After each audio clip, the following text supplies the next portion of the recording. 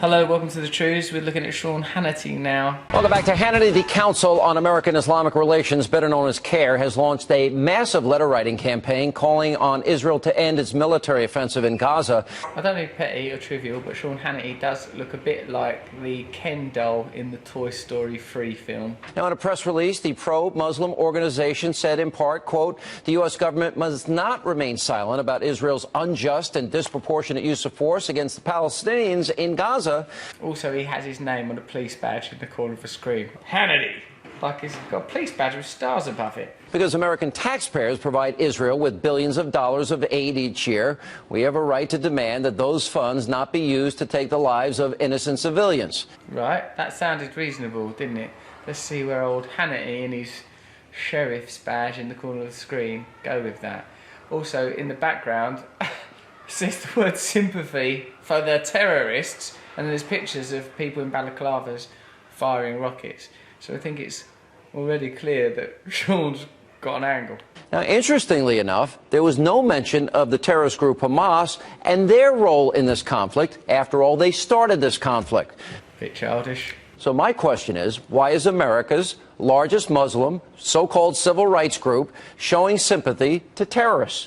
Here to debate this from the American Islamic Forum for Democracy, Dr. Zuhdi Jasser is with us.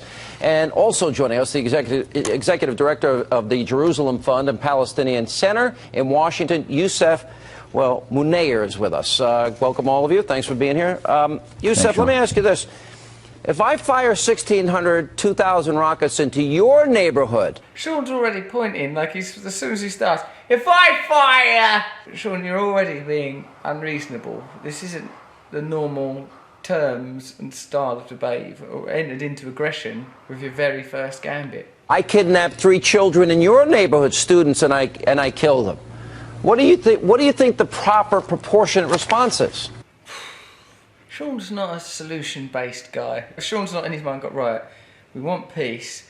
What things should we say and focus on to arrive at peace? Sean's thinking, we want conflict. What things can I say to exacerbate conflict? Well, maybe you should stop the ongoing, for decades-long military occupation of Palestinian territory. Okay. Necessarily, in a dispute, the side with inferior resources has to use more desperate tactics. So, like, you know, like big countries like Britain or America or Israel have like proper militaries, proper military resources.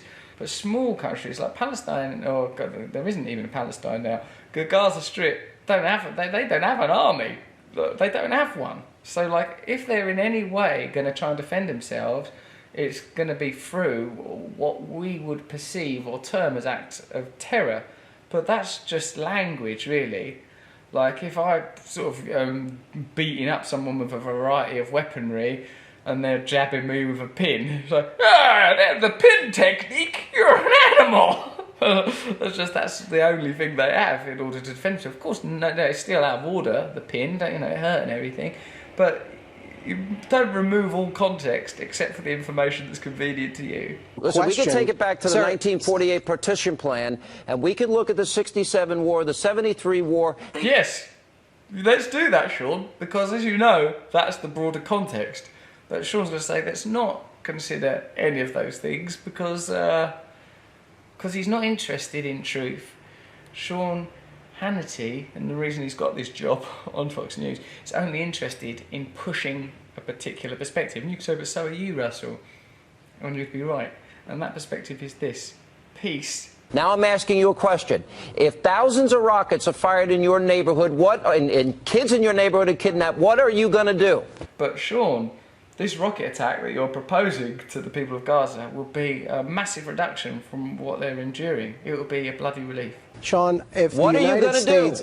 Sir, I'm going to try to answer your question if you stop badgering me. Good luck.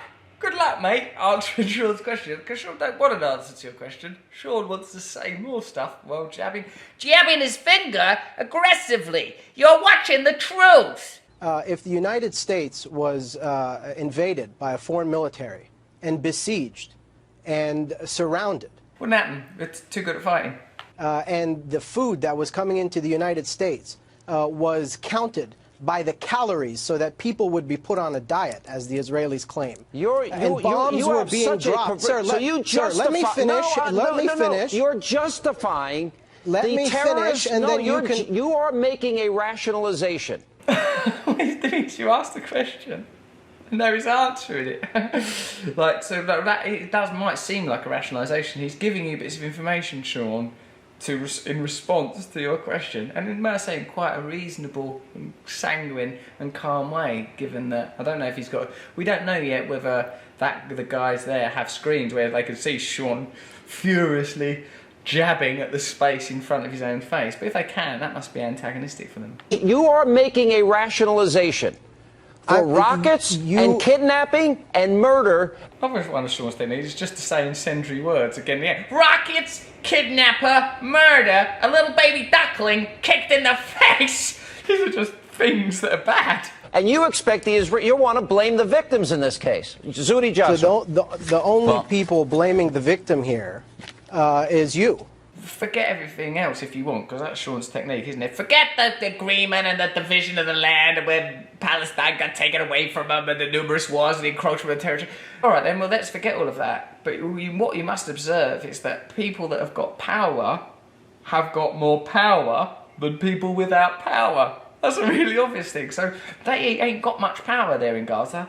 Like, they've only got, their little network of tunnels and their few puny rockets. That's what it boils down to. Israel gets billions of dollars of military aid. It's a proper hardcore army, nuclear arsenal. So if you're trying to solve the problem, who are you going to talk to?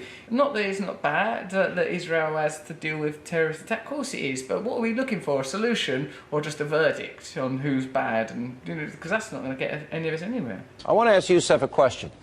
Is Hamas a terrorist organization? Is Hamas a terrorist organization? Look at Sean, so pleased with that bit, isn't he? Youssef, is Hamas a terrorist organization? Let me finish, Youssef! Do I get to actually speak now? Well, I don't know. Are you going to say it's a terrorist organization? You get to answer the question. It's a simple yes or no question. Is Hamas... You invited me on here. Is Hamas... You invited me on here as a guest. I'm asking you a question. Sean looks like he's going to cry. So I'm happy about that. Is that a terrorist organization? That's a yes or no question. Thank you for your question. And now I will provide an answer. Finally. It's very telling to me that, and it should be telling to your viewers as well, by the way, that the moment you have a Palestinian voice on your program who begins to explain the legitimate grievances of Palestinians on the ground, not just organization. Hamas. Answer. Sir, let me question. Finish. Am I a guest on your program, or am I on a witness stand here? Is Hamas a terrorist organization? The United States certainly considers Hamas a terrorist organization. Do you consider? I didn't ask what the United States think. I asked what you think. Okay. I don't care about the United States, but I do. I love it. It's a great country. But mostly, I care about you saying Hamas is a terrorist organization. If you think that we are going to have any progress in this situation by simply yelling at me. I didn't take a job on Fox News because I'm interested in progress.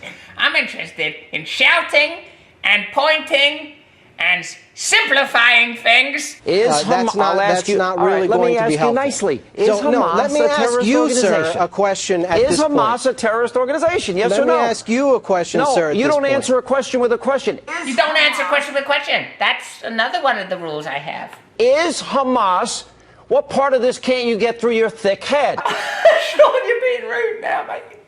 That's really rude. Is Hamas a terrorist organization? Excuse me? Yes or no? I already answered your question. Yes or no? I already answered your question. You did not. Well, this is the problem, Youssef, is that we cannot... Poor Youssef. This is the problem, Youssef. Your father and I have been discussing you for a while. Why is he asking you if it's a terrorist organization? Because terrorist organizations use children as shields. Well, reports back from Gaza, people going, they're not using children as human shields. Those children are dying because missiles are going off all over the place, and Gaza's only a little tiny area. But even if they were, even if everyone was carrying children around literally strapped to a wooden board using them as shields, they still wouldn't die if you didn't shoot them with missiles. So I think the key ingredient in the death of those children is the missile, not the using them as shields, which I don't think happens. That's dehumanisation. These children are the children of people like us. Once you start saying people don't love their children, that's how genocides start. And just like when America had to go into Afghanistan, had to go into Iraq, we saw pictures from CARE and other organizations saying America is killing innocents, when in fact we were fighting a legitimate war. Some would consider the arming of Israel, the constant bombardment, the murder of children to be terrorist. But that's not how Israel sees it, or how the United States sees it. And when Britain was occupying India or Ireland or all of the countries, you could call that terrorism. It was certainly terrible and awful, but the way we were taught it, that's just alright, that's a good thing that's happening. So don't you think maybe that applies with the other people? No! And this is about, if you want to stop the deaths of children, stop the firing of rockets. You had your chance. You had your chance. You didn't say Hamas is a terrorist organization, and now you can't be on the TV no more. You had your chance. You didn't say Hamas is a terrorist organization. Sir, goodbye. Coming up next. Goodbye? Is that it? That's amazing. That's amazing.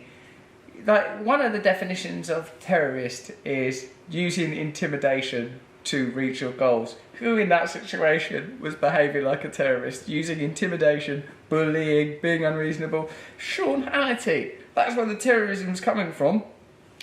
There's no objective terrorism, there's just different perspectives of violence. No one should be using violence, but if you're going to judge violence pejoratively and negatively, and God knows we all should, then the people that are doing the most and the most effective violence surely are committing the greater crime.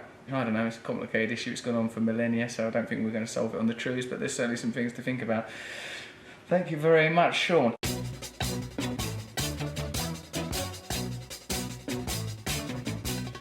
Nose is a tool that is abused to fool you and to leave you scared and confused. Trews is like the nose. If the nose was true, I want some Trews. Let's have some Trews.